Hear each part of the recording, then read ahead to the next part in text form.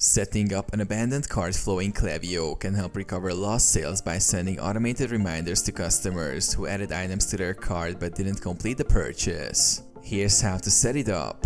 Log into Klaviyo. Open your Klaviyo account. Create a new flow. Go to the Flows tab on the dashboard. Click Create Flow and choose Abandoned Cart under Pre-built flows or Start from scratch for more control. Choose the trigger. Select Cart Abandonment as your trigger.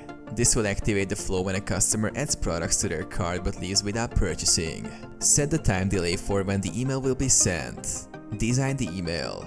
Customize the email template to remind the customer about the items left in the cart. Use dynamic content to display product images, descriptions, and prices. Include a clear call to action to encourage the customer to complete their purchase. Add follow-up emails. Set up additional emails with delays in case the customer doesn't convert after the first reminder. You can offer incentives like discounts or free shipping in follow-ups. Activate the flow. Once you're satisfied with the setup, review and click Turn On to make the flow live.